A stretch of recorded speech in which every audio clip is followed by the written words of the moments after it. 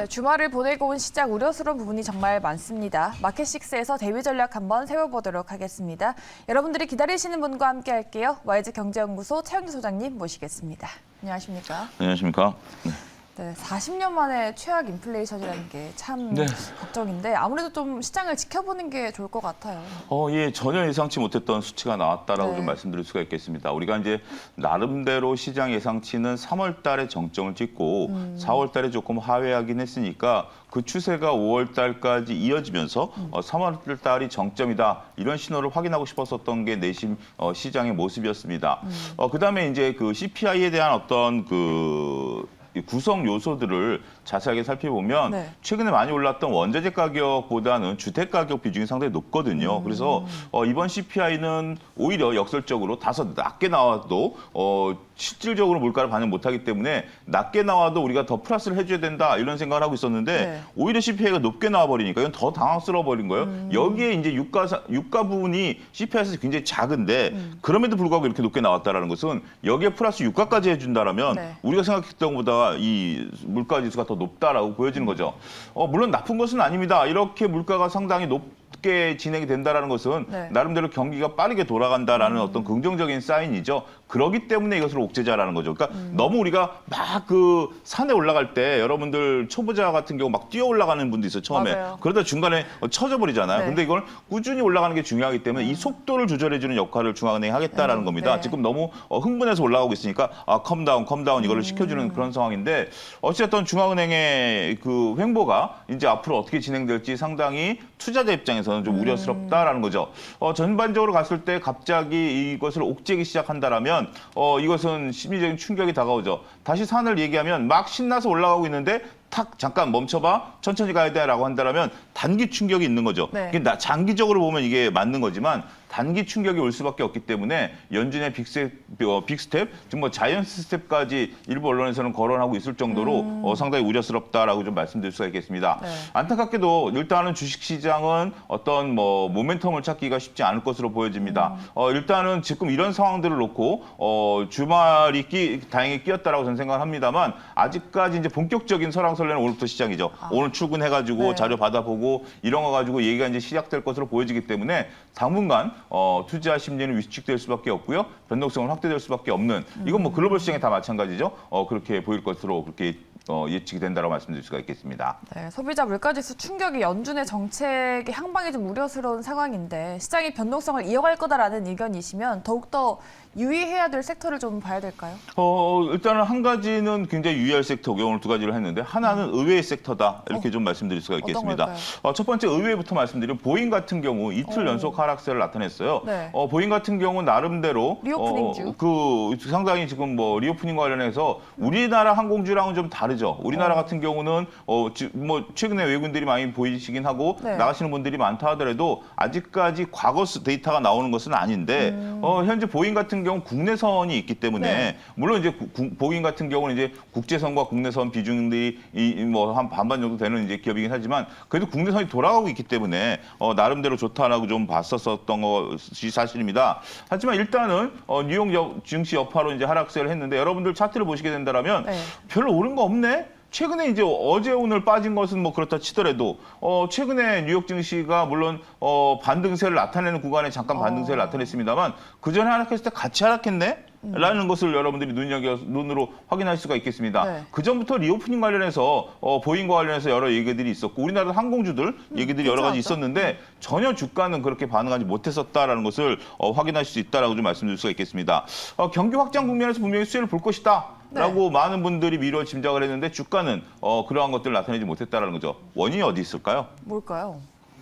일단은 보잉 같은 경우 뭐 단순하게 국내와 국제선이 있다라고 네. 치죠. 국내선은 지금 표를 구하기 어렵다라는 제가 전언을 들었고 국제선 같은 경우 나름대로 커나오고 있습니다만 지금 이제 똑같은 상황에서 옛날에 똑같았다면 지금 여기서부터 이제 국제선 올라오는 거고 그렇죠. 국내선은 올라와 있다라는 거죠. 그럼 이 빈 공백이 있죠. 이 공백이 있다 하더라도 뭐 극단적으로 뭐 한 4분의 1 정도 비었다라고 칩시다.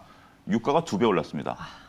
유가 급등 때문에. 유가 급등 때문이죠. 항공유가 지금 항공 같은 경우는 적게는 뭐 한 30%, 많게는 40%대까지 올랐죠. 원가 부담이 항공이 되고 있는 부분들이에요. 물론 이제 우리나라 같은 경우 지금 미국 가려고 그러면 표값이 상상 초월할 정도 유류 할증료 때문에 그렇습니다. 이거는 우리나라가 국제선에 대한 어떤 그 항공산업 보호하기 위해서 만든 제도인데 미국 내 자국 내에서는 물론 거기도 가격 변동이 굉장히 심한 나라지만 네. 이 유가를 바로바로 대응하지 못한다는 거죠. 특히 우리나라 같은 경우 그 유류 할증료 같은 경우 3개월 단위로 바뀌어요. 그러니까 직전 3개월 걸 평균 내가지고 앞으로 3개월 동안 받는 거죠. 그러니까 후행적인 지표다라는 거죠. 이러다 보니까 현재 지금 유가 급등에 따라서 전반적으로 마진이 나지 않는다. 이런 부분들 때문에 항공주들이 못 올라가고 있는 것도 하나다. 그러니까 많은 사람들이 움직일 거야라는 거에 사람들이 포커스를 맞추고 있습니다만 네. 그래 움직여도 항공사는 이익이 별로 안 날 거야 라까지 얘기하시는 분들이 없잖아요. 그게 지금 항공주의 문제점이다 이렇게 말씀드릴 수가 있겠습니다. 네. 보잉 짚어주셨는데 지금 항공시장의 분위기는 좀 나쁘지 않은 것 같습니다. 좀 긍정적인 재료들이 많이 나오긴 했는데 우리나라 LCC 주가들은 오히려 좀 뒷걸음질을 치고 있는 것 같아요. LCC 같은 경우는 이거는 굉장히 지금 저는 기로점에 서 있다. 네. 이건 이제 결론 부분에 가서 좀 말씀드리겠는데 이틀 연속 굉장히 큰 폭으로 하락했습니다. 일단 지금 뉴욕 증시의 어떤 하락폭과 상관없이 일단 물론 이제 금요일 날 국내 증시도 굉장히 지지분했었죠. 네. 뭐 유럽 영향 때문에 그래서 이제 하지만 음봉 크기가 좀 세요. 이렇게 센 음봉을 좀 이 두 개 나왔다라는 것이 굉장히 좀 안타깝다 이렇게 좀 말씀드릴 수 있겠습니다. LCC가 살아나기 위해서는 지금 여러분들 이제 제가 지금 제주항공을 말씀드리겠는데 제주항공 같은 경우 이틀 연속 큰 폭의 하락세를 나타냈는데 지금 이제 이 동남아 그 국내선 네. 우리가 뭐 제주 가는데 황금 시간대는 표를 못 구한다. LCC 같은 경우 수혜를 볼 것이다. 재무제표 한번 보셨는지 모르겠어요. 그런 얘기하시는 분들은 그러니까 우리가 재무제표를 안 보고 이런 것들을 얘기한다라는 게 저는 상당히 답답하다 이렇게 토로할 수밖에 없겠는데 네. 재무제표를 보면 거기 그 재무제표 이전에 재무제표 회계를 모른다. 사업보고서를 보죠. 사업보고서는 뭐 누구든지 볼 수 있죠. 다트에 나와 있는 사업보고서를 보면 LCC 같은 경우 주요 영업이익이 나타나는 것은 해외로 나가는 겁니다. 우리가 제주 노선을 가지고 이익을 나는 LCC는 전 보지 못했습니다. 그러니까 우리가 같은 거리인 제가 항상 말씀을 드리는 1시간 거리를 예를 들면 제주, 상해, 오사카가 거의 1시간대입니다. 그렇죠. 근데 요금은 얼마죠? 해외가 더 비싸죠. 그 제주 같은 경우 10만 원대, 상해 같은 경우 한 20만 원대, 오사카 같은 경우 한 25만 원대. 지금 더 그러면 뛰었죠. 그러니까 이제 단순하게 옛날 가격대로 놓고 본다면 그러면 동일한 시간대에 어디를 가는 게 항공사가 이익이 나겠습니까? 해외로 가야죠. 해외로 가야 됩니다. 그러니까 10만 원에서는 이익이 안 납니다. 근데 20만 원 정도 되면 2배잖아요. 네. 그러면 똑같은 비용에 매출이 2배라면 이익이 날까요, 안 날까요? 당연히 이익이 나죠. 그렇기 때문에 해외가 열리지 않는 한 LCC는 상당히 부담이 될 수밖에 없다. 그래서 처음에 LCC 같은 경우 여러분들 그 회사 커나간 과정을 보면 비행기를 도입해서 운영하는 걸 시험하기 위해서 국내선을 돌렸죠. 네. 국내선을 돌린 이후에 바로 했던 게 동남아를 이제 개척하기 시작했죠. 그러다 보니까 이제 일부 LCC 같은 경우 대형 비행기까지 해서 심지어 유럽까지 날아가겠다. 이런 부분들까지 지금 얘기가 나오고 있는 것들이거든요. 네. 그런 상황에서 지금 저는 앞서 언급드렸던 그 기로에 서 있다라고 말씀드리는 게 시간과의 싸움이 들어갔다. 네. 그러니까 지금 이제 뭐 동남아라든지 이런 몇몇 국가들이 열기 때문에 이런 것들이 되면 당연히 관광객들이 늘어나겠죠. 근데 그 문제는 뭐냐면 지금 우리가 당장 일본만 하더라도 개인 여행이 불가능합니다. 지금 개인 비자 여행 관광 비자를 발급 안 그렇죠. 해주거든요. 단체 비자만 해주거든요. 그러니까 지금 그렇다 하더라도 만약에 제주항공이 그 인천 오사카 노선을 다시 열면 비행기는 돌려야죠. 한 명이 타든 두 명이 타든 계속 돌려야죠. 그렇죠. 그럼 비행기가 다니네? 그러다 보면 사람들이 인식이 되고 표를 예매하고 단체 관광객들이 들어가야 되는 거 아니겠습니까? 네. 그 시간 동안 항공사는 비용의 지출이죠. 한 명이 타도 돌려야 되니까. 지금 지금 LCC는 이제는 공격적으로 나서야죠. 네. 공격적으로 나서서 비행기를 돌려야 됩니다. 근데 관광객들이 찾는 것은 물리적인 시간이 필요하죠. 결국 그러면 그 사이에 높아진 유가로 기름을 펑펑 써야 됩니다. 그런 것 때문에 지금 LCC 같은 경우 기로점에 서 있다. 결국 여기서 그러니까 우리가 작년 가을에도 한번 그랬어요. 여행사들이 한번 시도했다가 오미크론이 나오면서 주저앉았죠. 네. 그렇기 때문에 아무런 변수가 없다라면 올 가을쯤에 턴할 가능성은 전 일부 있다라고 보여집니다. 지금 자본들을 확준시켜놨기 때문에. 근데 만약에 여기서 변이 바이러스가 하나 튀어나온다. 그러면 저는 LCC 같은 경우는 회생이 불가능할 정도로 재무구조가 망가질 수도 있다. 저는 그 점에 대해서 여러분들이 유의하셔야 되지 않을까 말씀드릴 수가 있겠습니다. 네, 정말 시간과의 싸움이 좀 시작이 된 것 같습니다. 오늘은 항공주 섹터 짚어주셨어요. 그 안에서 보잉과 제주항공 참고를 해보시기 바라겠고요.